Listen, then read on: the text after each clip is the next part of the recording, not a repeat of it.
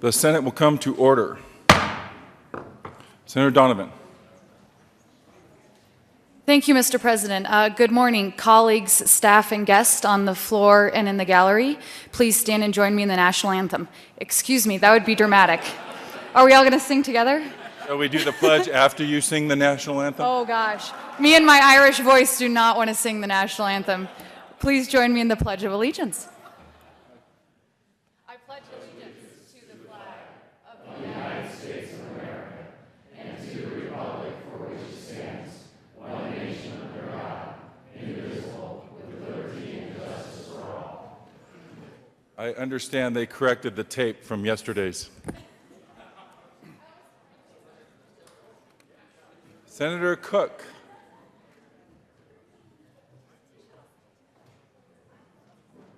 Oh, excuse me.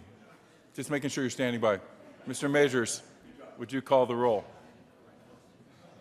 Senators Aguilar, Balmer, Baumgartner, Carroll, Cook, Crowder, Donovan, Garcia, Grantham, Guzman, Heath, Hill, Hodge, Holbert, John, Johnston, Jones, Kafalis,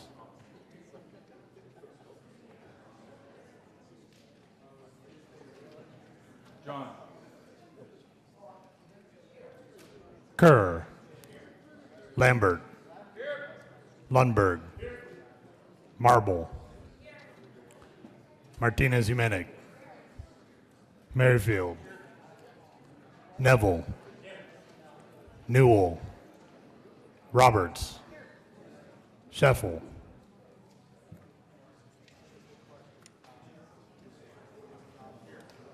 Scott, Sonnenberg, Stedman, Todd, Ulibarri, Woods. Mr. President. Here, with 35 present, we're all here. We obviously have a quorum. Senator Cook. Thank you, Mr. President.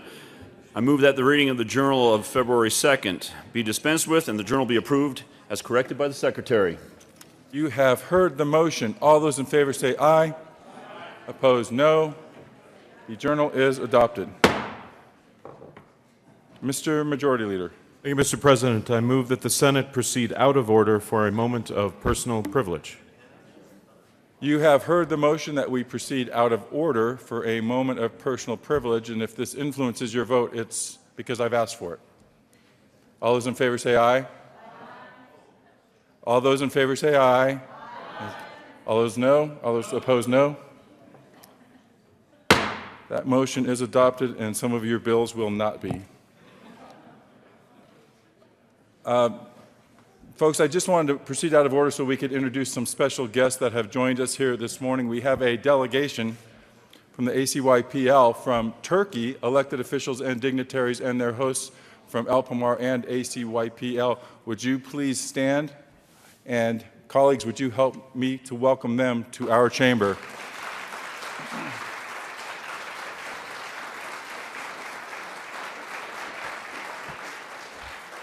I noticed that Senator Todd found them quickly and has been making the rounds, so thank you for your cordiality. Folks, would you join them, greet them as we proceed through some of the activities this morning. They are going to stay with us for a little bit while we do some of our work, so we'll have time to visit with them. But thank you for joining us.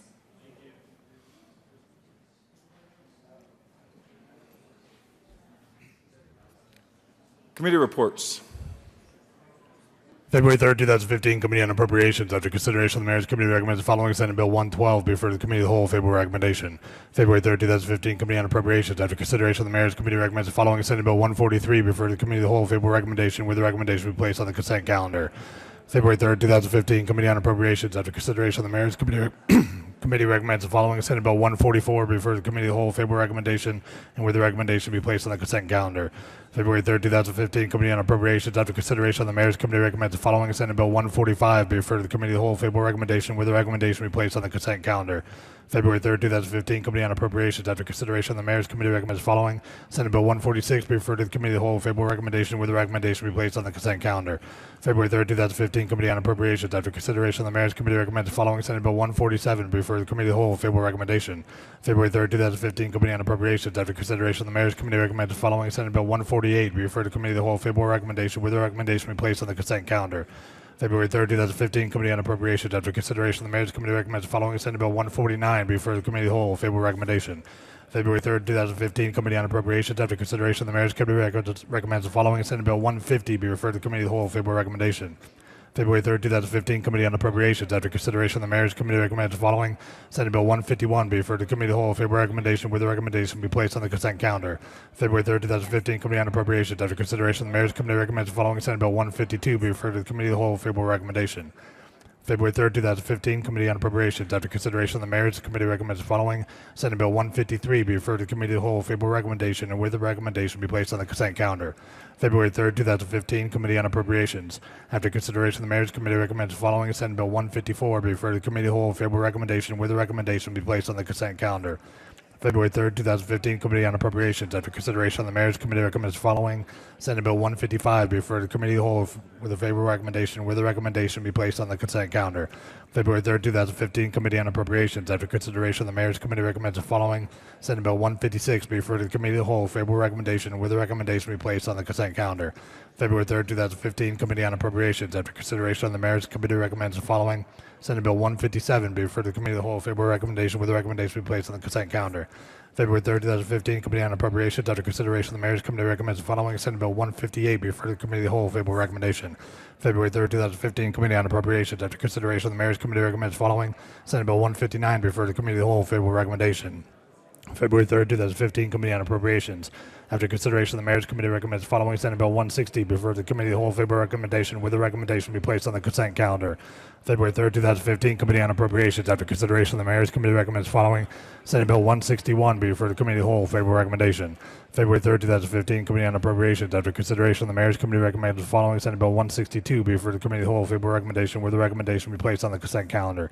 February 3rd, 2015, Committee on Appropriations. After consideration of the Mayor's Committee recommends the following. Senate Bill 163 be referred to the Committee of the Whole, favorable recommendation, and with the recommendation be placed on the consent calendar. February 3rd, 2015, Committee on Appropriations. After consideration of the Mayor's Committee recommends the following. Senate Bill 164 be referred to the Committee of the Whole, favorable recommendation, with the recommendation be placed on the consent calendar. February 3rd, 2015, Committee on Appropriations. After consideration of the Mayor's Committee recommends the following. Senate Bill 165 be referred to the Committee of the Whole, favorable recommendation, with the recommendation be placed on the consent calendar. February 3rd, 2015, Committee on Appropriations. After consideration of the Mayor's Committee recommends the following. Senate Bill 166 be referred to the Committee of the Whole, favorable recommendation. February 3rd, 2015, Committee on Appropriations. After consideration of the Mayor's Committee recommends the following. Senate Bill 167 be referred to the Committee of the Whole, favorable recommendation, with the recommendation be placed on the consent calendar. February 3rd, 2015, Committee on Appropriations. After consideration of the Mayor's Committee recommends the following. Senate Bill 168 be referred to the Committee of the Whole, favorable recommendation, with the recommendation be placed on the consent calendar. February 3rd, 2015, Committee on Appropriations. After consideration of the Mayor's Committee recommends the following. Senate Bill 169 be referred to the Committee of the Whole, favorable recommendation, with the recommendation be placed on the consent calendar. February 3rd, 2015, Committee on Appropriations. After consideration of the Mayor's Committee recommends the following. Senate Bill 170 be referred to the Committee of the Whole, favorable recommendation, with the recommendation be placed on the consent calendar. February 2nd, 2015, Committee on State Veterans and Military Affairs. After consideration of the Mayor's Committee recommends the following. Senate Bill 68 be postponed indefinitely. February 2nd, 2015, Committee on State Veterans and Military Affairs. After consideration of the Mayor's Committee recommends the following. Senate Bill 66 be postponed indefinitely. February 2nd, 2015, Committee on State Veterans and Military Affairs. After consideration of the Mayor's Committee recommends the following. Senate Bill 60 be amended as follows and as so amended before the Committee of the Whole, favorable recommendation, with the recommendation be placed on the consent calendar. February 2nd, 2015, Committee on State Veterans and Military Affairs. After consideration of the Mayor's Committee recommends the following. Senate Bill 33 be postponed indefinitely. February 2nd, 2015. Mr. President, the Committee on State Veterans and Military Affairs has had under consideration and has had a hearing on the following appointment and recommends the appointment be placed on the consent calendar and confirmed. Board of Commissioners of Veterans Community Living Centers for term expiring July 1st, 2018. Karen Ellen Kowalski, PhD, RN, NEABC, ANEF, FAAN of Larkspur, Colorado, a veteran appointed. February 2nd, 2015, Committee on Judiciary. After consideration on the Mayor's Committee recommends the following. Senate Bill 32 be referred favorably to the Committee on Appropriations. Colleagues, the coat rule is relaxed for Senator Balmer until he recovers from his surgery. Welcome back. Do you have a note?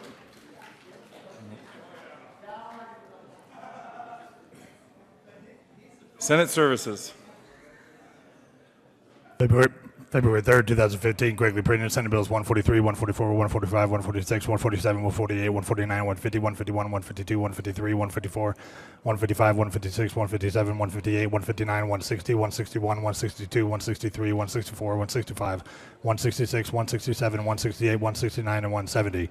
Correctly engrossed, Senate Bills 125, 26, 27, 28, 30, and 49. Correctly re-engrossed, Senate Bills 5, 13, 43, 57, and 126.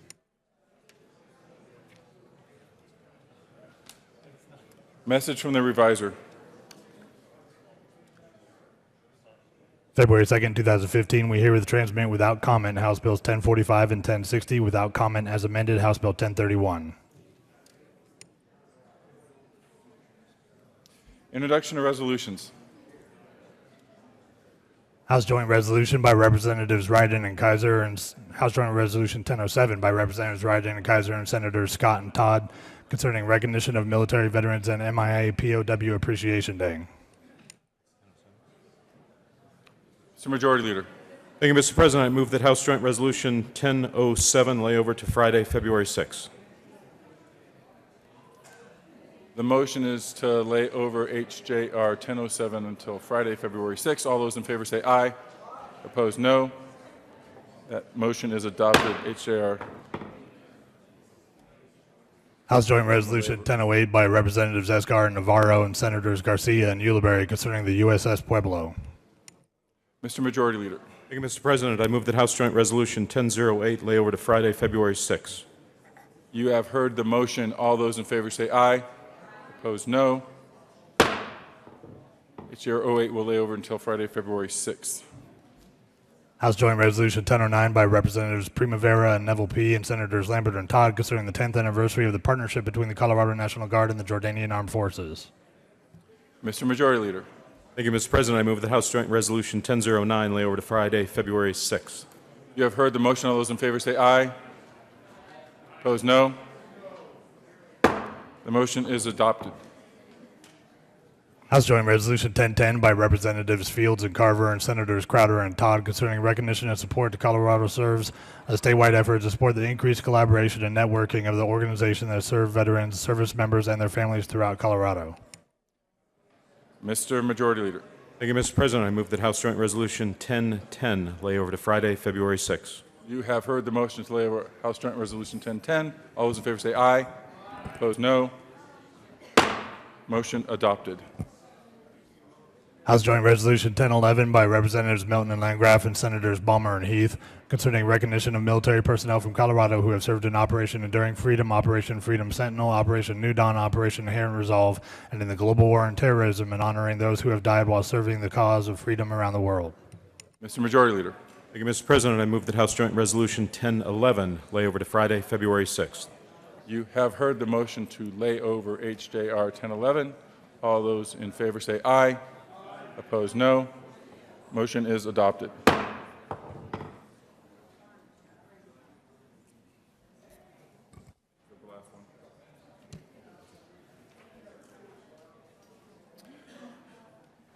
Third reading of bills, consent calendar. Mr. Mazurs, would you please read the title of all the bills on the third reading of bills consent calendar? Senate Bill 25 by Senator Jones and Representative Melton concerning the transfer of individuals' retirement funds to the statewide defined benefit plan administered by the Fire and Police Pension Association. Senate Bill 26 by Senator Balmer and Representative Janal concerning the contribution rate for participants beginning membership in the Fire and Police Pension Association statewide defined benefit plan. Senate Bill 27 by Senator Ulibarri and Representative Court concerning additional authority of the Board of Directors of the Fire and Police Pension Association to assess administrative charges. Senate Bill 28 by Senator Balmer and Representative Janal concerning requirements for employee participation in a plan administered by the Fire and Police Pension Association. Colleagues, we are on third reading now. Is there any discussion on any of the bills on the third reading of bills consent calendar? Are there any no votes on any of the bills, on the third reading of bills? Mr. Majority Leader. Thank you, Mr. President. I move for the adoption of all the bills on the third reading of bills final passage consent calendar, which includes Senate Bill 25, Senate Bill 26, Senate Bill 27, and Senate Bill 28. Is there any discussion? Are there any no votes on any of the bills on the third reading of bills consent calendar? With 35 ayes, 0 no, 0 absent, 0 excused, Senate Bill 25 is adopted. Co-sponsors.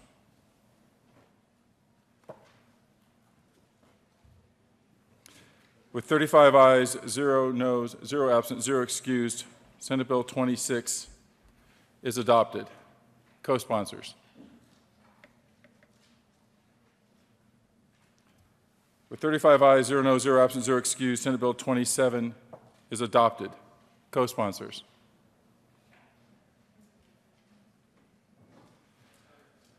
With 35 ayes, 0 noes, 0 absent, 0 excused, Senate Bill 28 is adopted. Co-sponsors.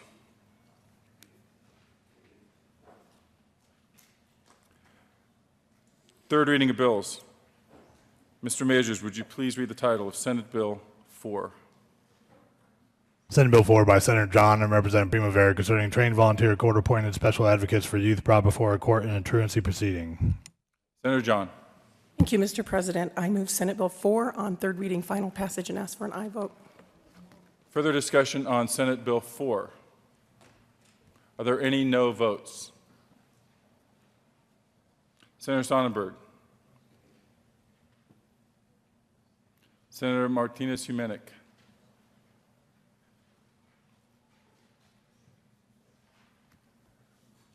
With 33 ayes, 2 noes, 0 absent, 0 excused, Senate Bill 4 is adopted. Co-sponsors. Senator Merrifield, Senator Kafalis, Senator Heath, Senator Todd, Senator Aguilar, Senator Guzman, Senator Ulibarri, Senator Roberts, Senator Newell, Senator Garcia, Senator Kerr, Senator Johnston.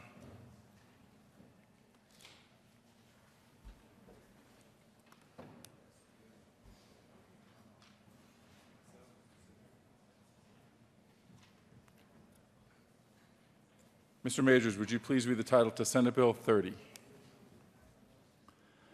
Senate Bill 30 by Senator Carroll and Representative Foote concerning removing culpability for prostitution for a victim of human trafficking. Minority Leader Carroll. Thank you, Mr. President. I move Senate Bill 30 on third reading and final passage and ask for an aye vote.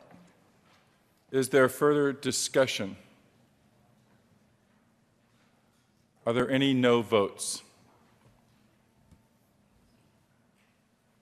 35 ayes, 0 no, 0 absent, 0 excused. Senate Bill 30 is adopted. Co-sponsors. Senator Ulibarri, Senator Heath, Senator Aguilar, Senator Guzman, Senator Donovan,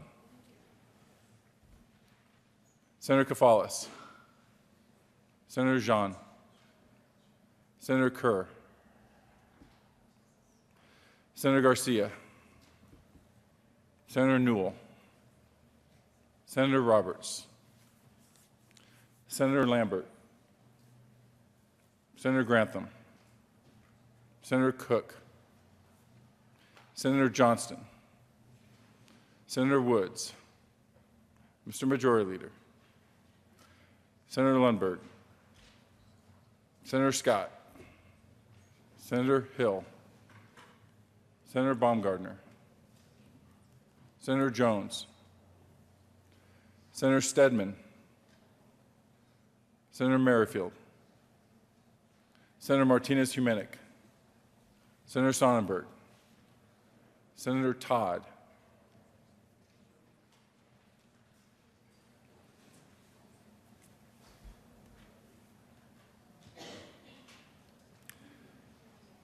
Mr. Majors, would you please read the title of Senate Bill 49? Senate Bill 49 by Senator Martinez, Humanic, and Representative Kaiser, concerning the vesting of title to real estate in a grantee that is an entity that has not yet been formed once the entity has been formed.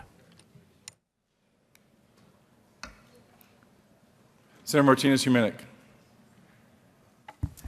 Good morning, colleagues. I move that Senate Bill 49 be passed with favorable ayes with the whole chamber. And this is concerning the vesting of title to real estate in a grantee that is an entity that has not yet been formed once the entity has been formed. And as we discussed, I believe it was yesterday, this actually updates some verbiage that needed to be brought into the 21st century from 1927. And it allows all entities, not just corporations. So I would ask for a favorable vote. Thank you. Is there further discussion on Senate Bill 49? Are there any no votes? 35 aye, 0 no, 0 absent, 0 excused. Senate Bill 49 is adopted. Co-sponsors. Mr. Majority Leader. Senator Roberts. Senator Holbert. Senator Lundberg. Senator Cook. Senator Woods. Senator Grantham. Senator Scott. Senator Baumgardner. Senator Crowder. Senator John.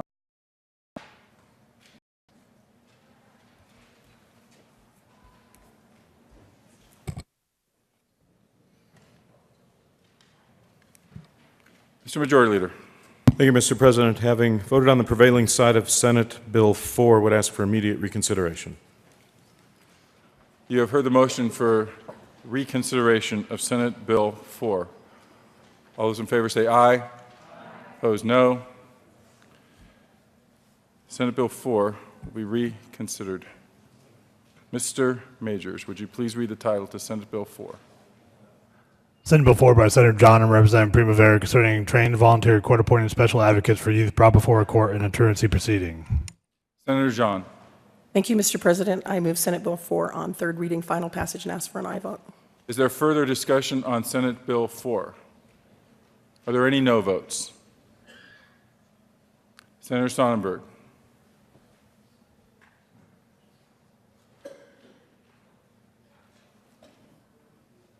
With 34 ayes, 1 no, 0 absent, 0 excused, Senate Bill 4 is adopted. Co-sponsors.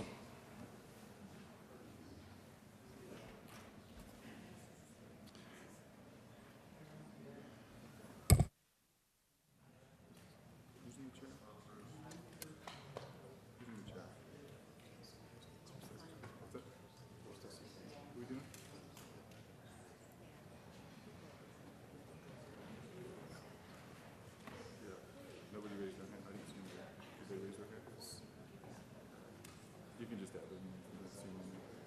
You could call him out. Sonnenberg with a no vote. Oh, thanks. General orders, second reading of bills, consent calendar.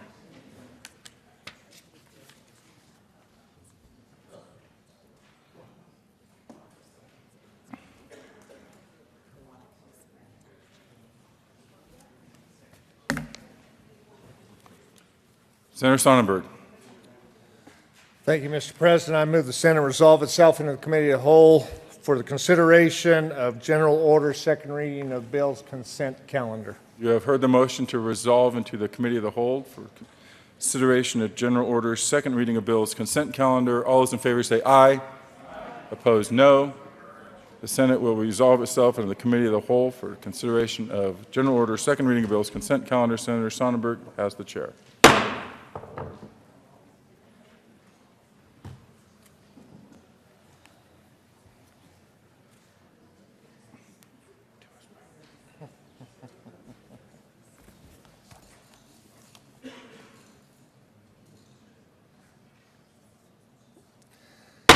Committee will come to order.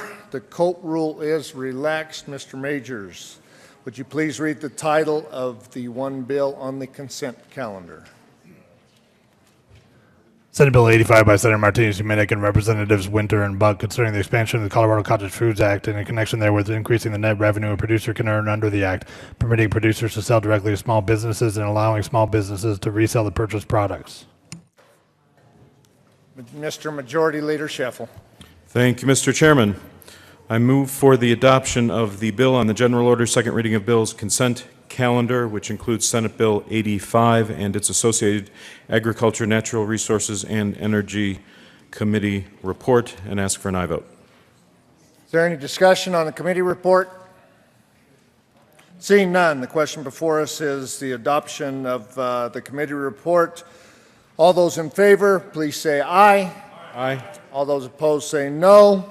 Committee report is adopted. Is there any discussion on the bill listed on the consent calendar? Seeing none, the motion before the body is the adoption of the bill on the consent calendar. All those in favor say aye.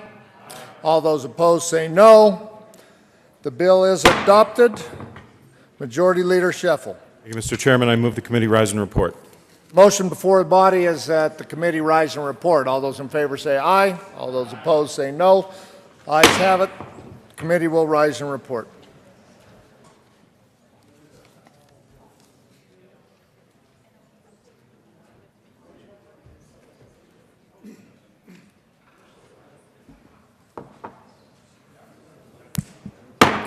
The Senate will come back to order. Senator Sonnenberg. Thank you, Mr. President. The committee has met and had a number of bills, or one bill under consideration. Mr. Majors, would you please read the report? February 3rd, 2015, Mr. President, your committee of the whole bill reports that in consideration of the following attached bill being the second reading thereof makes following recommendations are on. Senate Bill 85 as amended, passed on second reading in order and gross, placed on the counter for third reading and final passage. Senator Sonnenberg. Thank you, Mr. President. I move for the adoption of the report. Is there further discussion?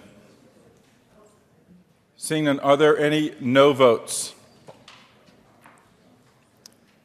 With 35 ayes, 0 noes, 0 absent, 0 excused, the Committee of the Whole report is adopted. Senate Bill 1585 as amended passed on second reading and ordered engrossed and placed on the calendar for third reading and final passage. General Order, second reading of bill. Senator Sonnenberg. Thank you, Mr. President. I move the Senate resolve itself in the Committee of the Whole for the purpose of second reading of bills, general orders. You have heard the motion. All those in favor say aye. Opposed, no. The Senate will resolve itself into the Committee of the Whole for consideration of general orders. Second reading of bills. Senator Sonnenberg has the chair.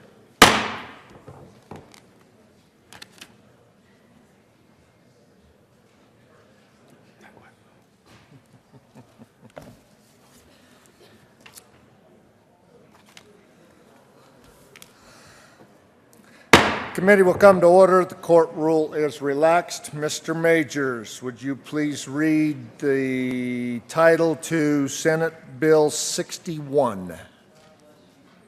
Senate Bill 61 by Senator Holberg concerning the non-applicability of disclosure requirements under Colorado law governing campaign finance in the case of certain issue committees that raise relatively small amounts of money. Senator Holbert. Thank you, Mr. Chairman. I move Senate Bill 61. There are no committee reports.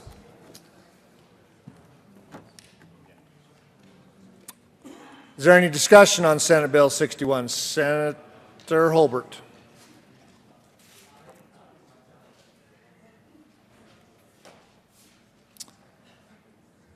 Senator Stedman. Thank you, Mr. Chairman.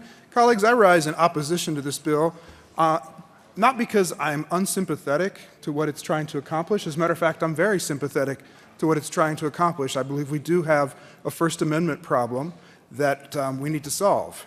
However, this problem cannot be solved in this chamber through the enactment of legislation, just as this problem could not be solved through rulemaking by the Department of State. And in fact, our former Secretary of State tried to solve this problem through rulemaking and was told by a judge in our state that he may not amend the Constitution through administrative rulemaking.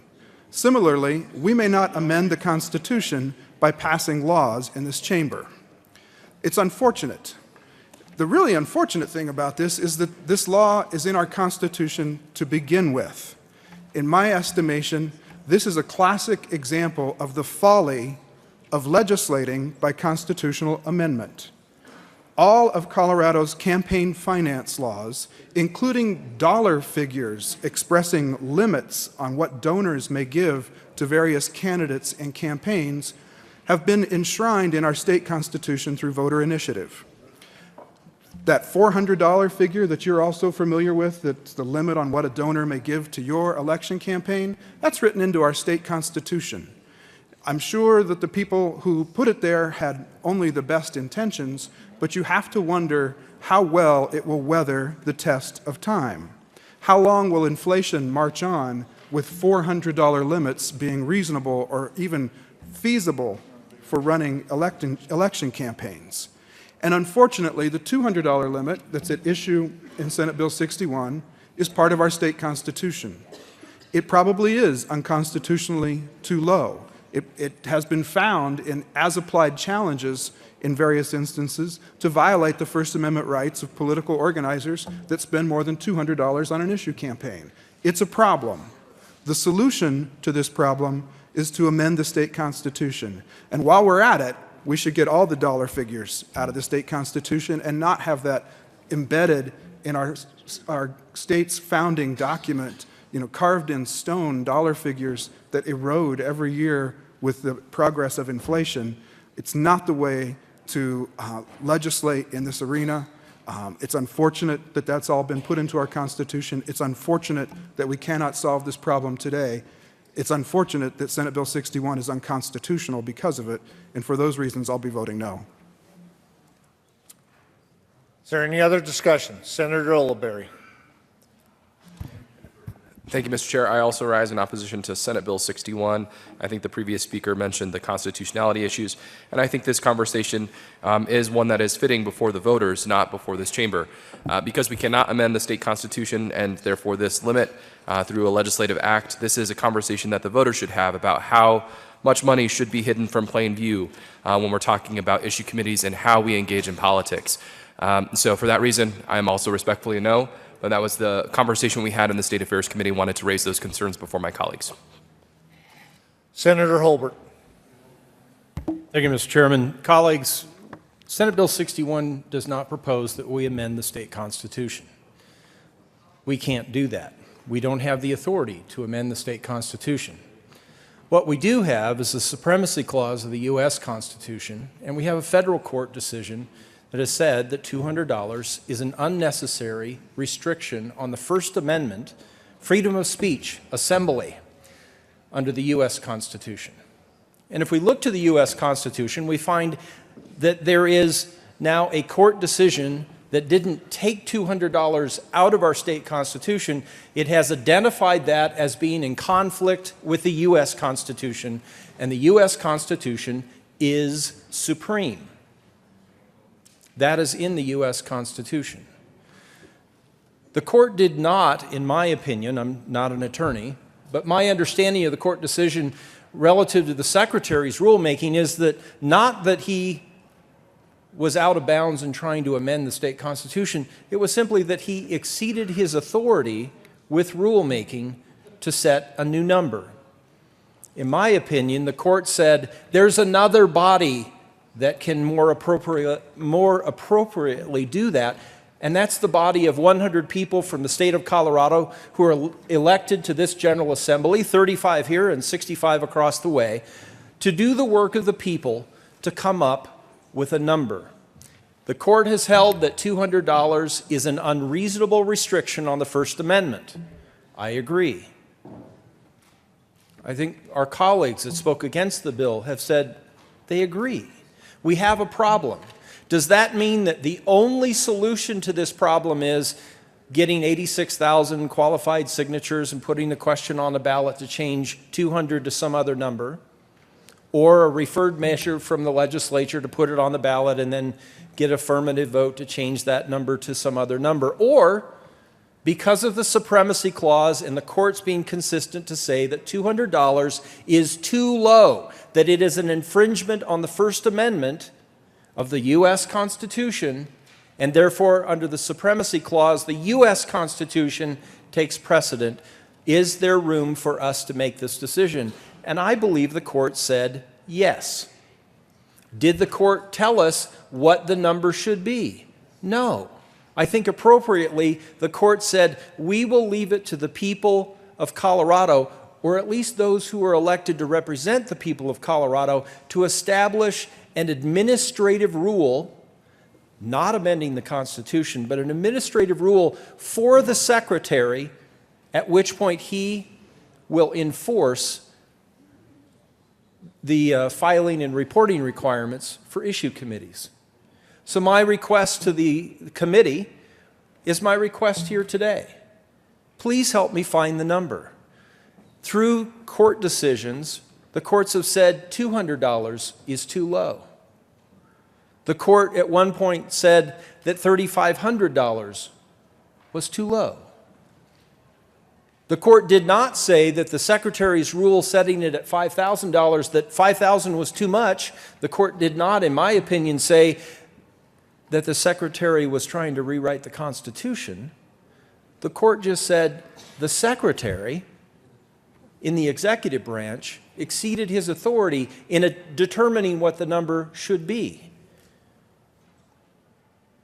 My experience is that if a bill that is proposed to amend, revise our statutes might somehow be unconstitutional, that the attorneys who work down in the basement of this building, our bill drafters, that bill drafter, in this case Mr. Lackner, who really knows his stuff, he would raise his hand and say, Senator Holbert, you might want to tread lightly here. You may be proposing something that's unconstitutional. That was never part of our discussion in drafting this bill, for the simple fact that we are not proposing to amend the state constitution.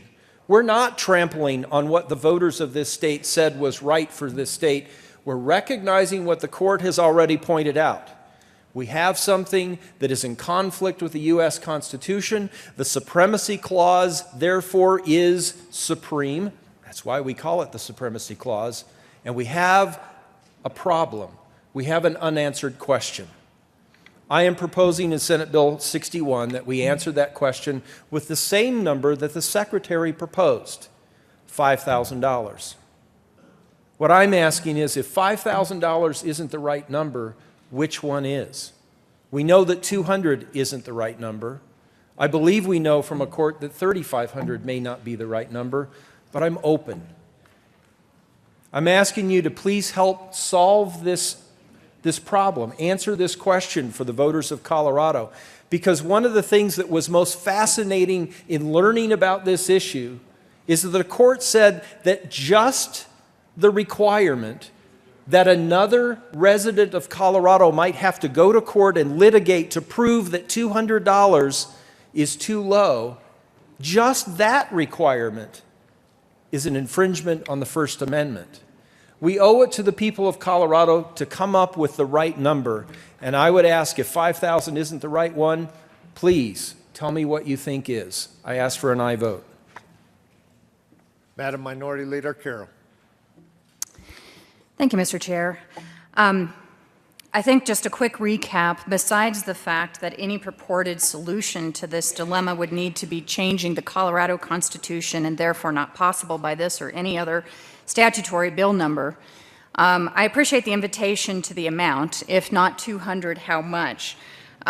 This takes the current constitutional $200 limit before we start to disclose transparency of spending in campaign finance and increases it by a factor of 20 times. So if we do need to increase it, I would purport for the values of protecting transparency in campaign finance, you certainly don't jump to 20 times the other figure. But I think first and foremost out of the whole issue, I have never, ever heard someone tell me that they felt there was too much transparency following money in campaigns and campaign finance on issue committees or anything else. My concern is the net effect of this bill, besides having no effect to change the Colorado Constitution and being many orders of magnitude higher than by almost any argument is necessary, at the end of the day serves to reduce the amount of transparency on the role of money in Colorado elections, and for that reason would respectfully be a no. Senator Neville.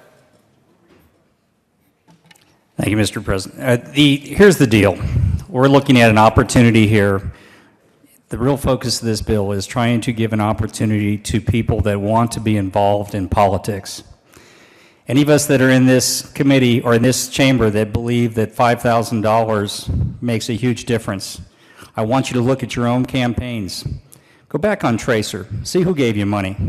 See which third-party groups came in that you didn't even know about.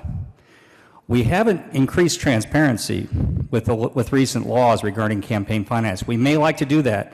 That's a noble effort. This bill that Senator Holbert has brought gives an opportunity for people on the grassroots level to actually get involved in politics without coming under jurisdiction of the state. This is a bill that gives people an opportunity to be involved in their politics. I fully support it and thank Senator Holbert for bringing it. Senator Holbert. Thank you, Mr. Chairman. And I thank my friend from Aurora, the Honorable Senator from Aurora, the Minority Leader. She is correct. This is a magnitude, a large magnitude, but we need to look at, again, the history. And you can read this in the bill, if you have it handy, in the legislative declaration. If we go through the history of court decisions, again, we find that $200 was found to be an unreasonable infringement on the First Amendment. But then in case Coalition for Secular Government versus Gessler, the federal court ordered and declared that CSG's expected activity of $3,500 does not require registration or disclosure as an issue committee, and further enjoined the Secretary enforcing the Fair Campaign Practice Act. So there, right there on page 4, line 24, you can read where a court decided that a group that was acting as an issue committee with expected expenses of $3,500 based on the type of organization it was, the court said $3,500 should not trigger filing or reporting. So if $200 is too low, and at least in this case $3,500 is too low, I think we see why the Secretary gravitated toward $5,000.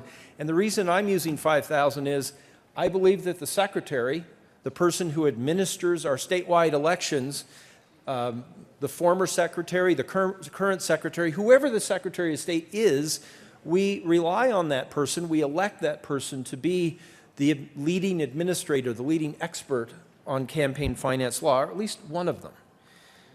And in his rule, he proposed $5,000, and I would have to think that this $3,500 number probably contributed to some extent in him reaching that decision. Again, if $5,000 isn't the right number, I think if we were to use $3,500, we might be having this conversation again, because at least one court has said that's still not enough. If $3,500 isn't high enough and $5,000 is too high, I ask for your help in identifying the right number. But I do ask for an aye vote on Senate Bill 61. Thank you.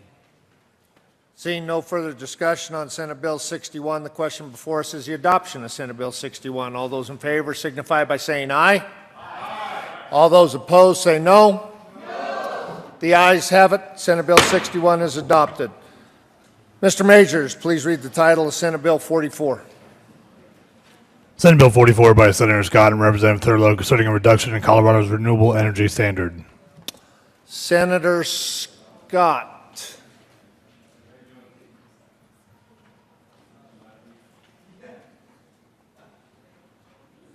Senator Scott.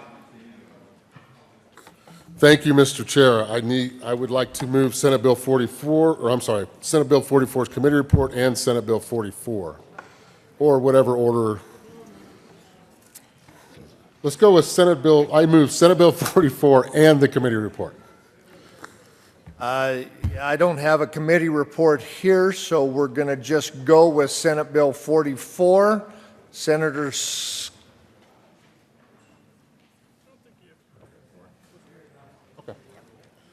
Senator Scott. Thank you, Mr. Chair.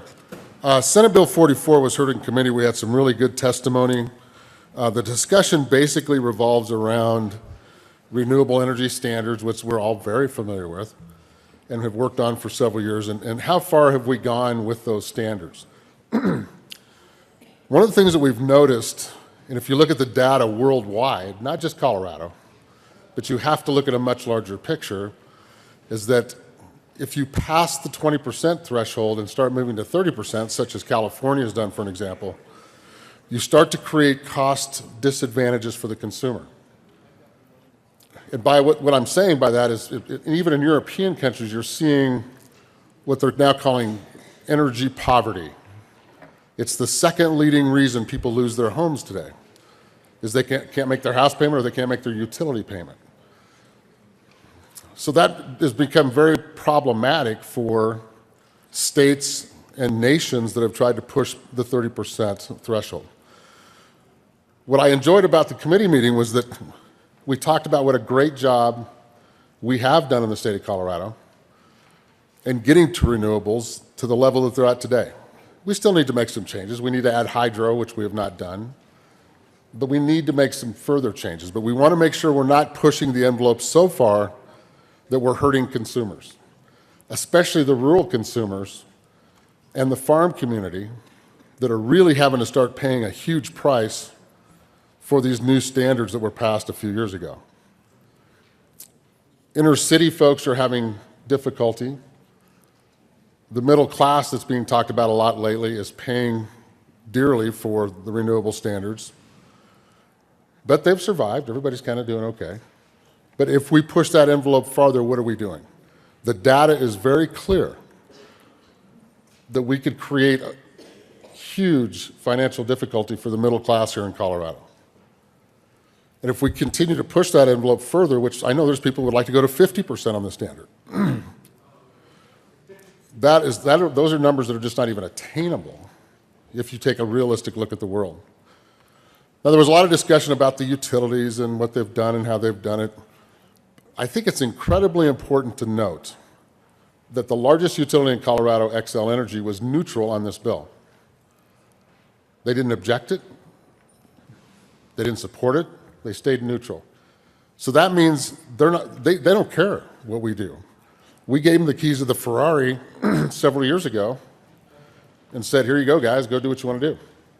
And that's what they've done.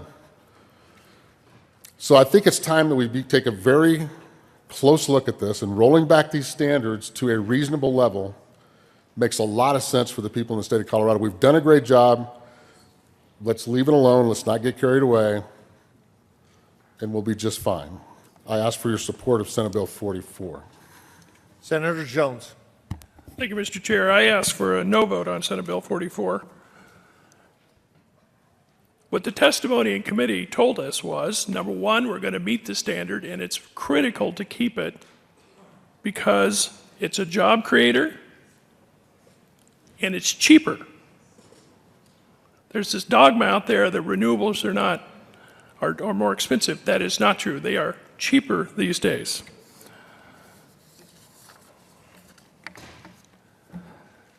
First of all, Xcel, Tri-State are well on their way to meeting the renewable energy standard. Xcel ahead of time. The same is true for Tri-State with the addition of a wind farm and now a second one they're going out to bid for. Right now, there are 22,000 clean tech jobs in our state. The renewable energy standard helped make that happen. They get paid an average of $78,000 each. And that payroll exceeded $1.7 billion in Colorado. That's the jobs part of it. Then the cost effectiveness part of it.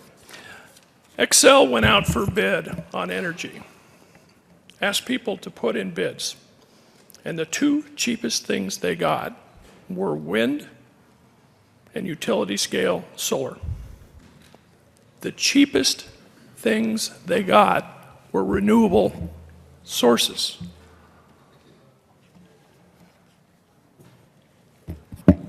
Tri-State went out to bid.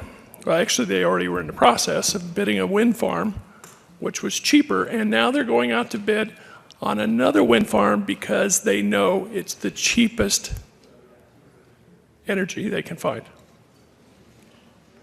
They are making the choice to only ask for wind bids because they know it's cheaper.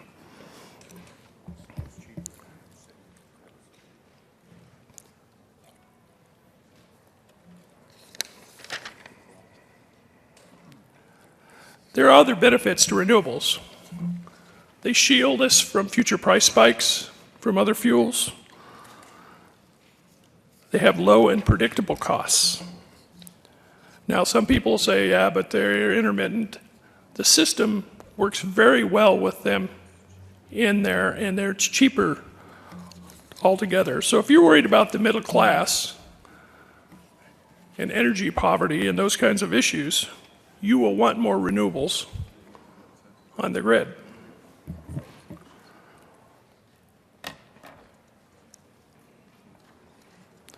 Xcel, the wind energy, here's just another stat in that regard. Wind energy has saved Xcel electricity customers $40 million since 2009.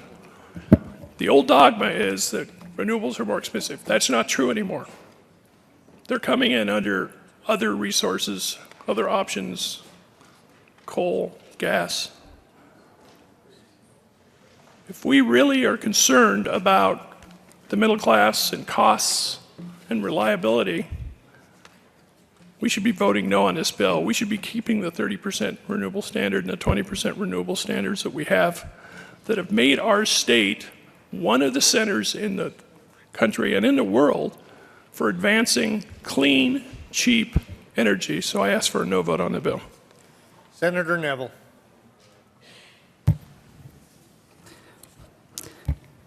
Thank you, Mr. President. Let's take a look at renewable and the cost of renewable. Prior to our renewable standards being augmented in Colorado, Colorado enjoyed the cheapest energy rates, abundant, affordable energy in the western United States. It's not just a coincidence that we now have the second highest energy rates, electricity rates in the western United States, only behind California, which actually has a higher renewable energy standard than Colorado. I'd like to talk, Senator, my friend here, Senator Jones, mentioned affordable and also reliable. Neville, please don't refer to other members by name. Please continue. There was a mention of affordable and reliable. The wind is not reliable energy. We have a number of instances where the wind actually stops blowing. And so what do we have to do? We augment that energy with gas or with coal. We also have the issue of solar, reliable energy. We don't have the ability to use battery power to capture this solar power. I would say it's not reliable energy.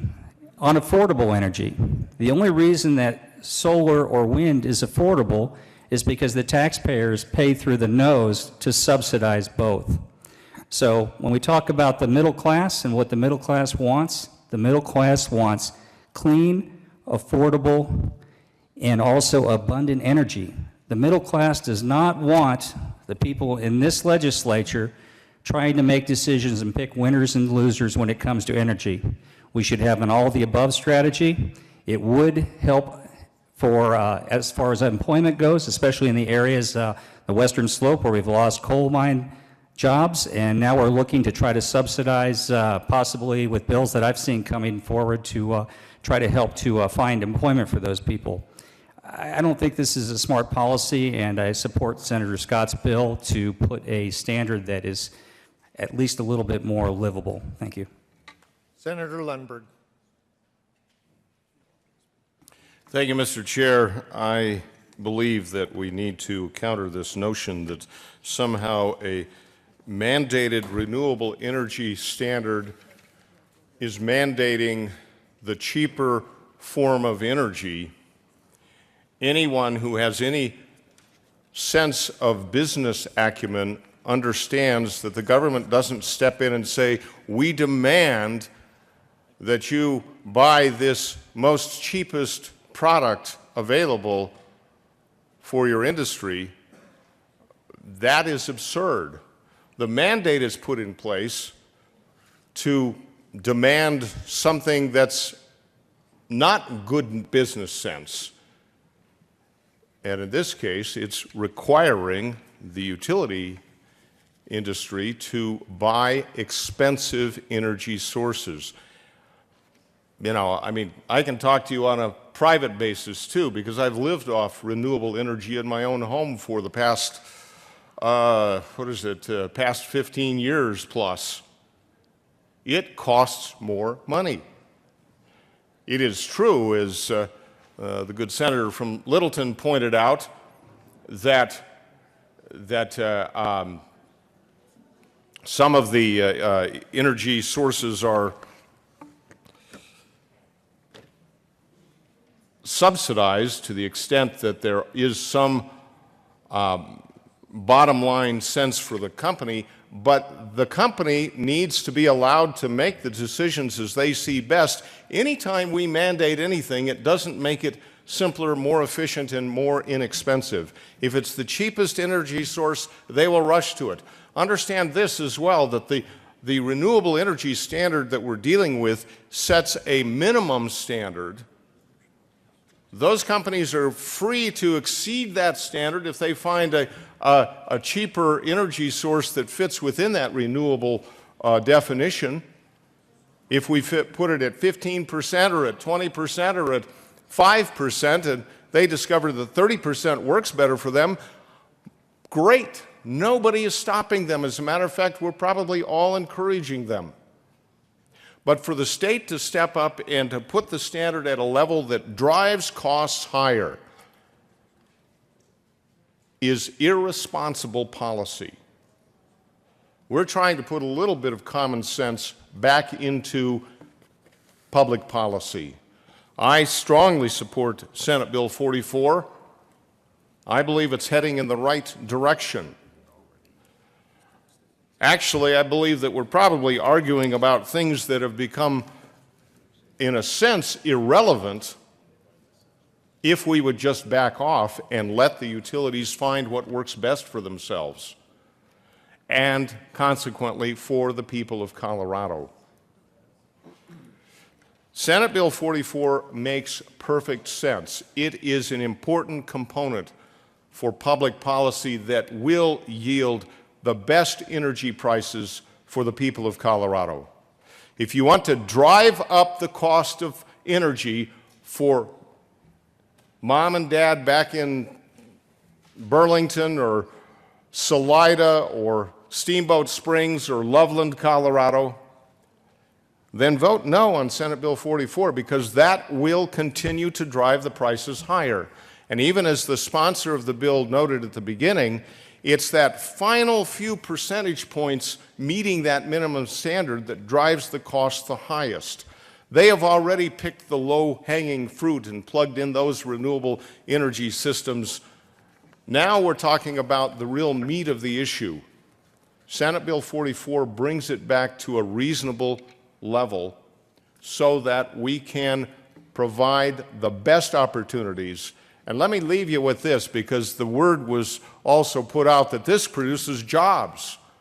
How in the world does starving the budgets of the families and the individuals in Colorado, how does that create jobs? Sure, maybe it manufactures some false prosperity for somebody who's living off of that mandated requirement. But for the overall health and well-being of the people of Colorado, for their economic prosperity, for their jobs back home, Senate Bill 44 puts the right policy in place. It addresses the issue of economy.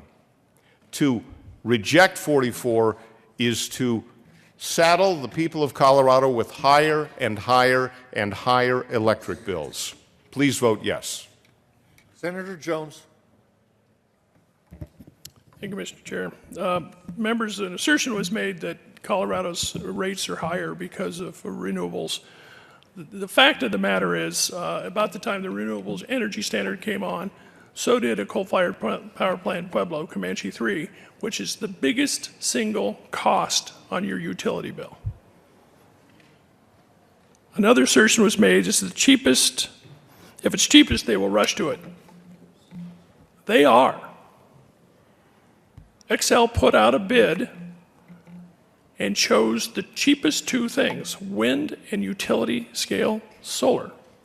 I know that's not the dogma, but that's the fact. That's what the witnesses said. That's what Xcel has done.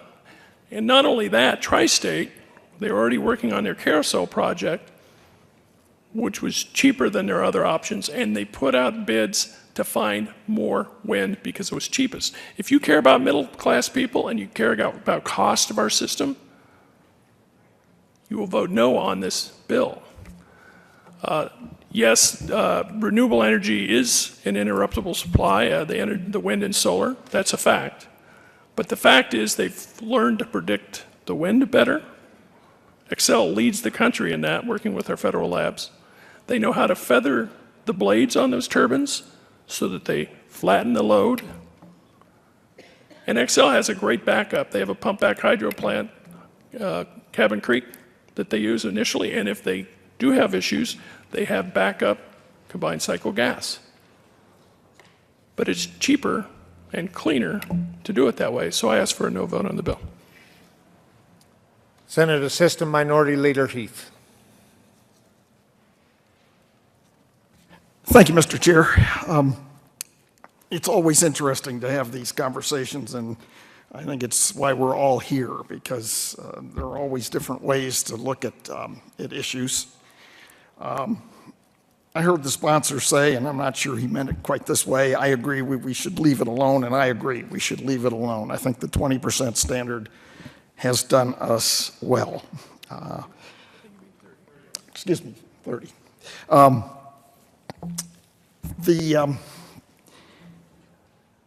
I think by repealing the standard would move us backward, negatively affecting rural economies, and we've had a lot of conversations in this chamber about rural economies. I think expanding the renewable energy standard was the right thing to do. I have sponsored a lot of bills around clean tech and renewable energies, and I think they have been very, very successful. Both Vestas and Pueblo and Weld counties have increased their business and added good paying jobs. The fact is we rank 10th in the nation in installed wind and 7th in installed solar. That's because where we are. We are the beneficiaries of what Mother Nature provided us with wind and solar. The Colorado Renewable Energy Standard has been the driving force behind these numbers. As my friend, other senator from Boulder County said, Colorado Clean Tech Energy, and so much of this is as a result of what we've done, has added over 22,000 jobs. And I think it's interesting, just this last year, the Denver Metro Chamber of Commerce reported that the 2012 salary for clean tech workers averaged $78,000, and the aggregate payroll is $1.7 billion. And so much of this was centered in the rural counties. Lincoln, Logan, Prowers, and Weld are home to 90% of the installed wind turbines in Colorado, and they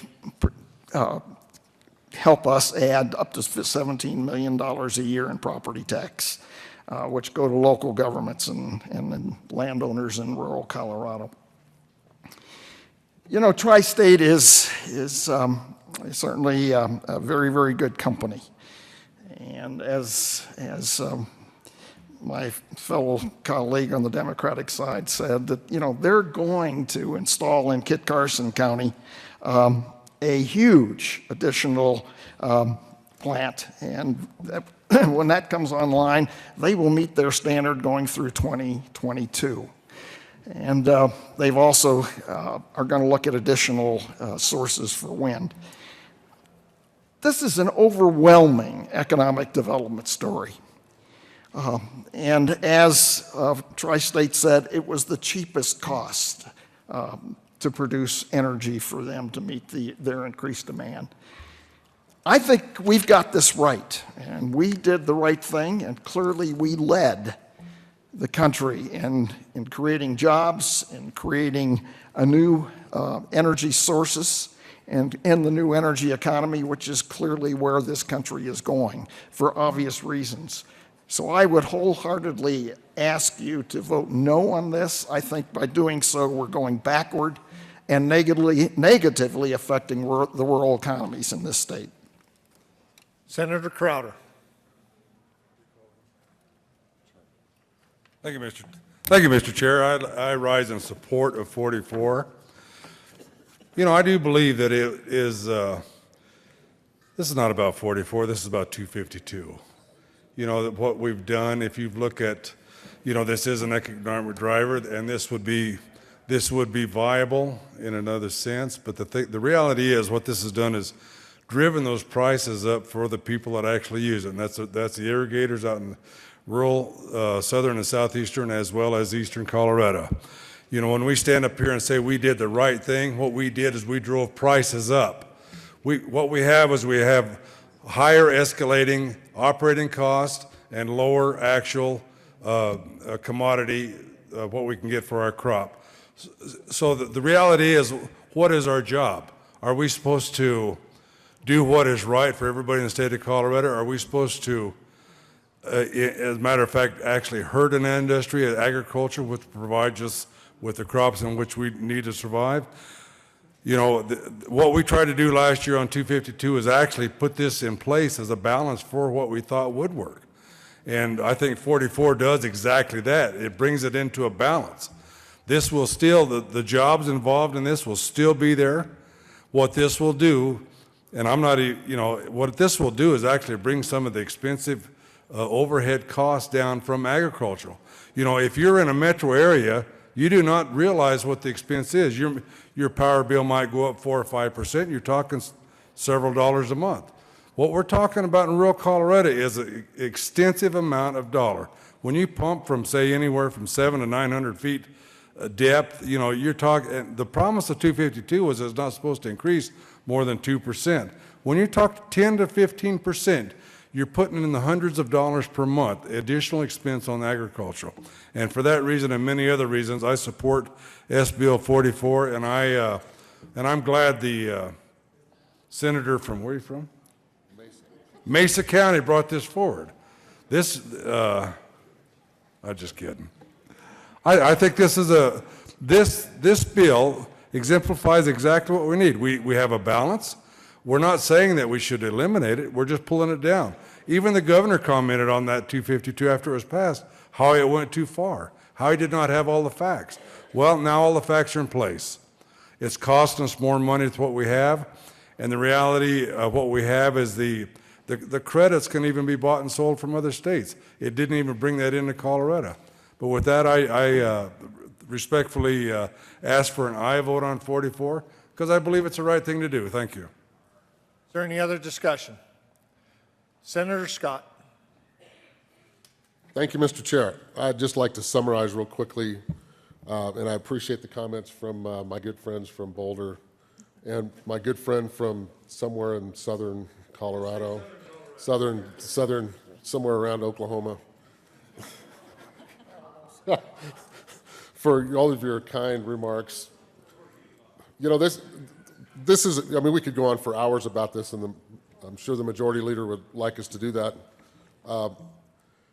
Renewables will always be a discussion we end up having. I'm assuming every year we'll probably still be talking about some tweak, some change, something new.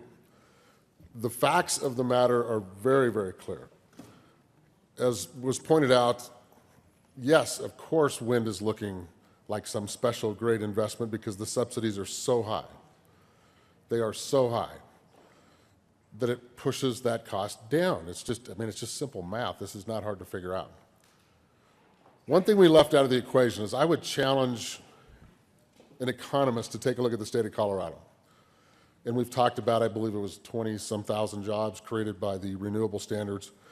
I would challenge that we've lost that many jobs in other parts of the state through the coal industry, all of the support companies that work for the coal industries. Those people have been devastated, completely devastated. We have towns and counties that are just barely on life support. So if we're going to care about the middle class, let's care about all the middle class. Let's not just care about a section of the middle class. If this is such a great business plan, why don't they just put the darn things up and sell the power? Why do they need a mandate? If it's a great business plan, that's what you do, is you develop something yourself as a capitalist, and you put it out on the market, and you say, hey, I have a great product for you at a great price. Here it is. Why isn't that happening? Why does it have to be a mandate? Why does it have to be a subsidy? And I know my good friends from Boulder will argue with me all day long about different numbers, as we have done before, and we will continue to do so, but the facts are on the table of what it costs to subsidize. Just to remind everybody what those numbers are, Investors Business Daily just released this. Combined with other targeted incentives, the federal government gives wind producers $56.29 per megawatt hour.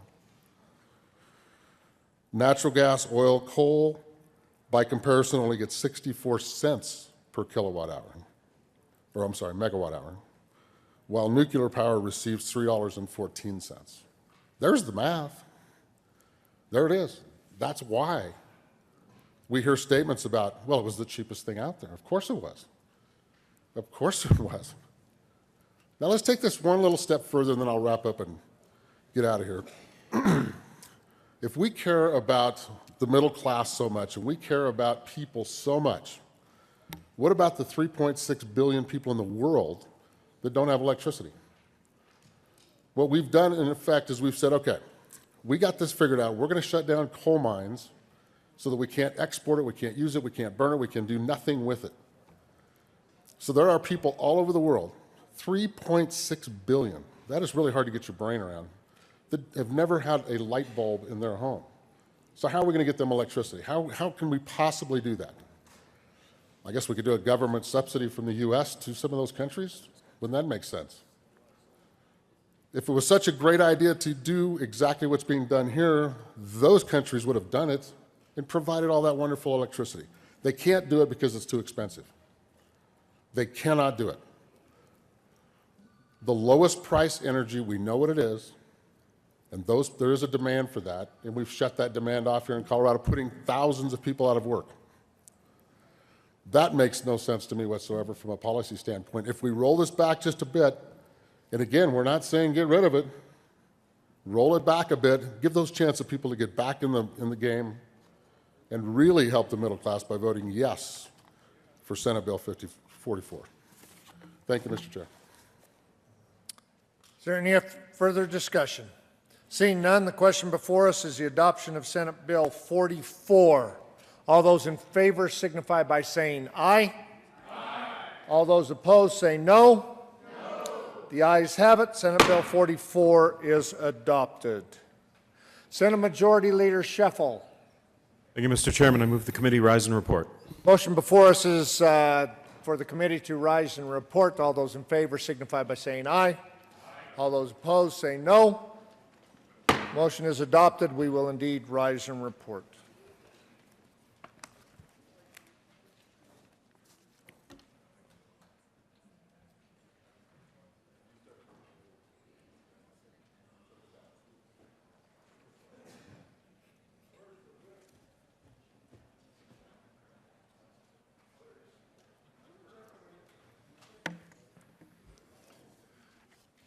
The Senate will come back to order. Senator Sonnenberg.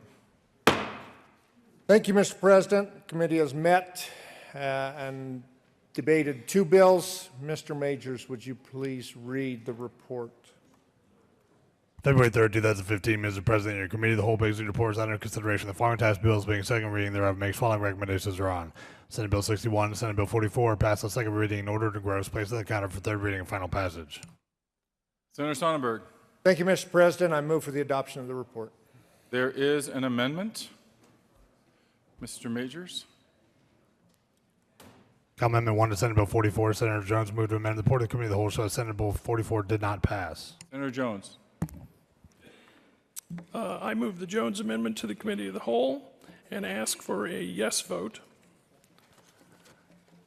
We debated this thoroughly, I think, and the reason I'm doing this amendment is this is a big deal. This is it's a very popular idea, the renewable energy in Colorado, number one. Number two, The renewable energy standard made us get to the place we are.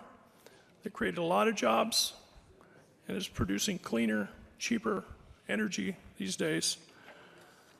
That's the fact. That's why Xcel and Tri-State are going there. That's what the expert witnesses told us. And that the other confusing thing on the Xcel bill that I've heard now for 4 years is that, oh, look, the renewable energy standard came on and the bills got more expensive, but nobody seems to talk about a coal-fired power plant that caused most of that increase, the Comanche 3 plant. So I would ask for a yes vote on this amendment, and I'm sure other people have something else to say. Thanks. Senator Lundberg. Thank you, Mr. President. The senator from Boulder County is correct. This is a very big deal. A very big deal. It involves the ability of families across Colorado being able to pay their bills every day. It involves the health and vitality of the state as to whether or not we will have those jobs available. And that occurs when the energy sources, particularly electric energy, is available at the best price possible.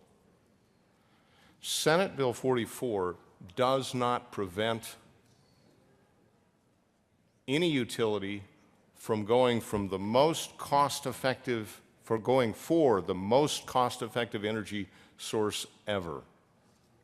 What it does is it ratchets back the government mandate on what will be required for them to buy of a certain category of energy. And I deeply disagree with the notion that renewables are cheaper. They are not. I can set you down for weeks and explain all the particulars on that, but they are not cheaper. They are more expensive. I urge a no vote on this amendment to the Committee of the Whole report and look forward to a robust discussion on this subject in third readings as well. Thank you. Senator Sonnenberg. Well, thank you, Mr. President, and I need to straighten out a couple of things, and it may have been leadership's plan all along to keep me from having this discussion about rural Colorado by putting me in the chair, but now I have an opportunity to explain how this works. You know, the counties that were listed earlier, where 90% of the wind energy is, 4 of those 5 are mine in my Senate district. And understand that those districts started wind energy before we had a mandate because it fit at that point. What we now has mandated a square peg to put in a round hole. And that's where the rub comes in. Understand that the increase, and we know the increase was supposedly capped at 2%. But as we've seen in other states, when you have wind energy that may not be able to produce if the wind's not blowing, we have to build new backup. Backup that can immediately meet that need when the wind goes down. That's where the cost comes in. So we may be capped at 2% on the renewable side, but all of a sudden we have another 8, 9, 10% increase in the bill to build a structure in which we have to back up that renewable energy. Now that may not mean much to you if your bill is $100, $125 a month for your electricity. But for my constituents, when they turn on their well, when they fire up a sprinkler, and that one circle may be $10,000 a month, that adds up. And when corn drops from $6 to $3.50, that 10%, that extra 10% cost on that bill is the difference between a farmer actually being able to pay his bills and not being able to pay his bills. I would urge you to vote yes on this bill simply to allow those energy industries to do what they need to provide that affordable energy that we use in rural Colorado. Please vote yes on Senate Bill 44. Senator Neville?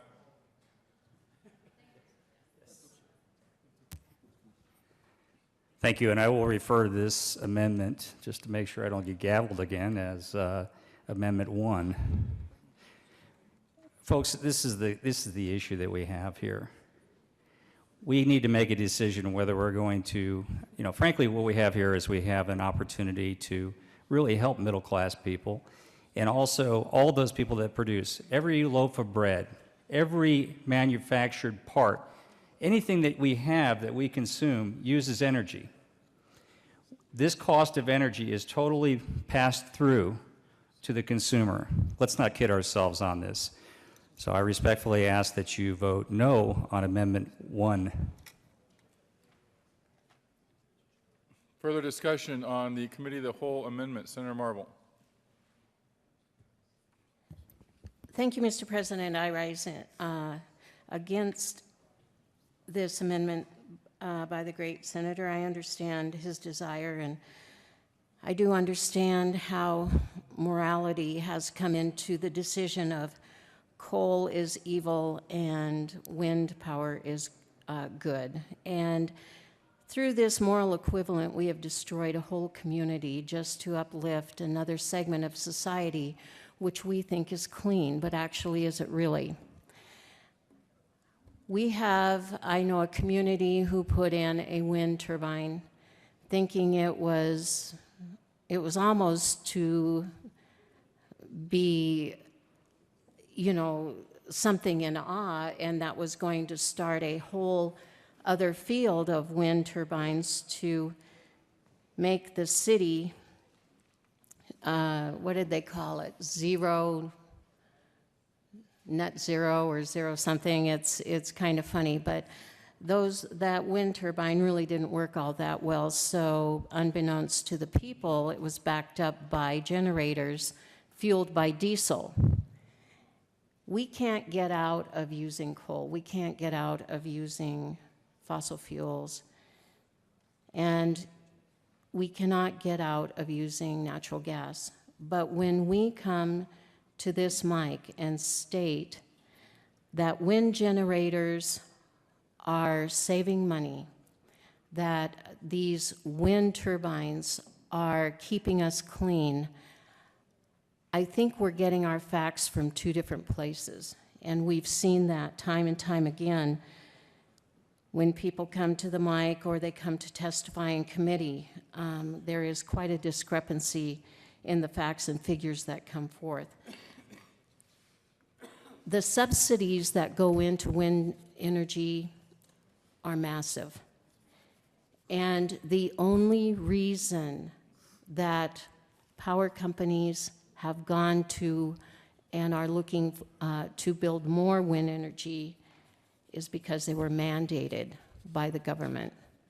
It wasn't a free market system that said that we were ready for it and people were clamoring for it.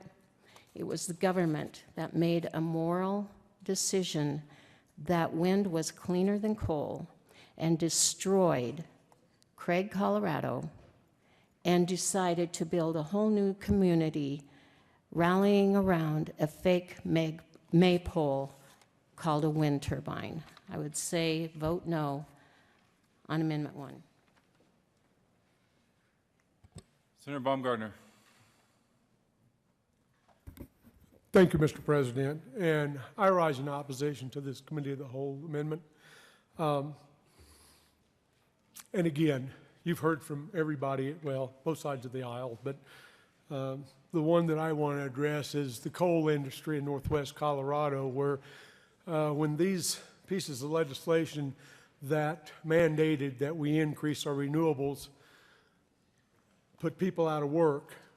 If we, we talk about helping middle-class America and helping the people that's out there working. Well, when we, the government, mandated that you're going to do this, whether you like it or not, and those people were without jobs, were we concerned? Didn't seem like we were concerned. Those people are without jobs. How are they going to pay that increase on the renewables? They can't do it. All we're asking with the bill that's before us, Senate Bill 44, is to ratchet that down a little bit. I'm going to ask for a no vote on the Committee of the Whole report, because if we really care about the people of the state of Colorado and their electric bills, then that's what we're talking about here. Thank you, Mr. President. Senator Merrifield. Thank you, Mr. President. I get a little frustrated in this debate when we speak about subsidies. So it was brought up that renewables are unfairly subsidized. So I did a quick search on my trusty iPhone and found a report from Oil Change International that says that taxpayers currently subsidize the oil industry, combined federal and state, by $21 billion, and that subsidies for federal subsidies for production and exploration for fossil fuels have grown 45% since 2009, from $12.7 billion to $18.5 billion, and that Colorado subsidized gas production in the form of a sales tax exemption that allows the industry to escape Colorado's 2.9% sales tax. All I'm saying is, if we're going to discuss the issue, let's lay out both sides of the subsidy story. Thank you. Is there further discussion on Committee of the Whole Amendment 1? Seeing none, are there any no votes? Mr. Majority Leader, Senator Lundberg, Senator Woods, Senator Neville, Senator Crowder, Senator Lambert, Senator Scott, Senator Marble, Senator Cook, Senator Martinez-Humenick, Senator Grantham, Senator Sonnenberg, Senator Balmer, Senator Baumgardner, Senator Roberts, please, Senator Hill, Senator Holbert. Please add the President.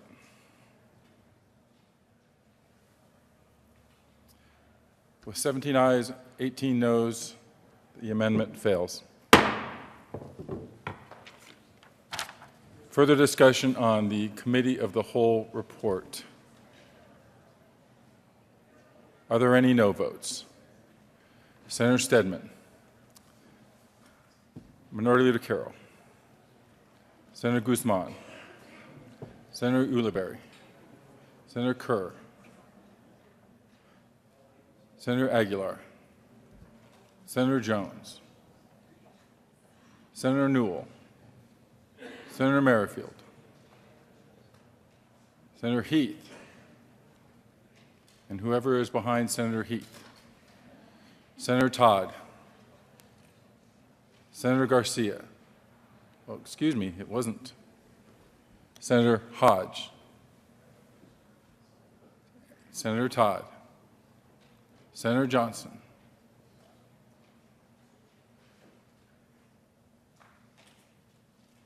Senator John,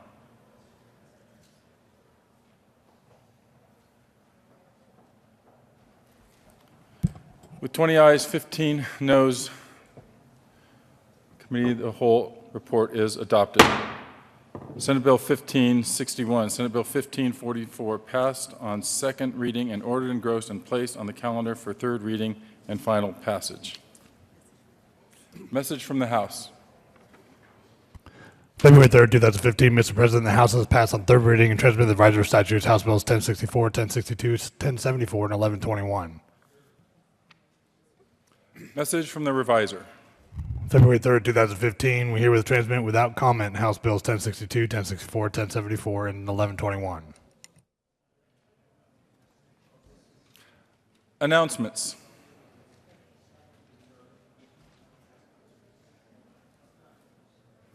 Mr. Majority Leader.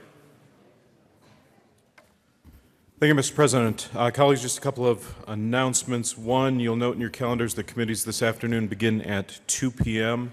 Might make a note of that. In addition, if you're in need of a calendar for your desk, the staff has them, a couple extras up here. You can get those if you are so inclined. Then also, the supplemental bills went through appropriations this morning, and so you might take a look at those. The plan is to try to take those up on special orders tomorrow so that we can get through thirds and get them out of the Senate by Thursday.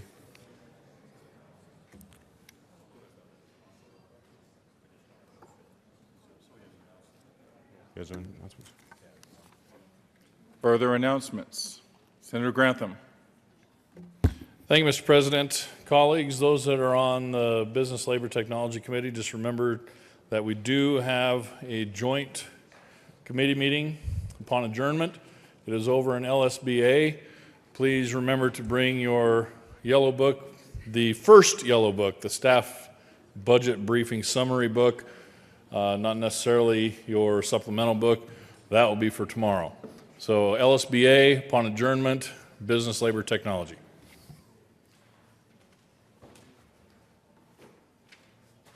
Senator Lambert.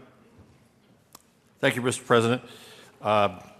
Senator Grantham just showed you the budget briefing summary. If you're on BLT, bring the budget briefing summary. Do not bring this one. They look a lot alike. And I've often wondered, why don't we use a different color so we can tell you which one to bring? And the reason is they go down to the printing office and they find out the one that has the most in excess stock and they used yellow. So that's the reason, canary, whatever they call this. So bring your summary, your staff briefing, budget briefing summary book if you're on BLT, and not this one, okay? We'll use this later. Colorblind people, yes. I think it'd be appropriate if we thank the appropriations members for getting so many bills done in such a quick time this morning, nearly 30 bills, while some of us were having our second and third cup of coffee. Thank you for getting that done.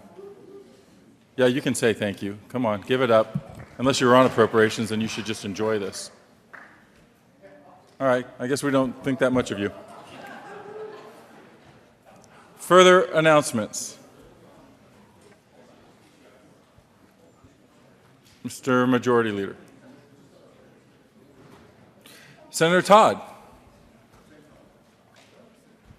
Thank you, Mr. President. And I just wanted to call your attention to, if you need to charge your phone down in the basement, there is a power tower that has been provided to the Colorado General Assembly and lobbyists and guests to the Capitol that you can charge your phone on. It's down by the vending machines. It's called the Power Tower. And again, it's advertising the CSG West conference that will be in Vail in July. So plug in and get energized. You know that power tower is only wind and solar, buddy. You probably don't want to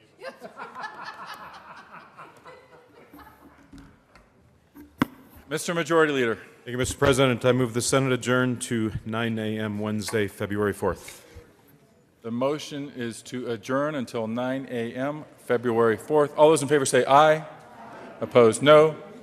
The Senate is adjourned.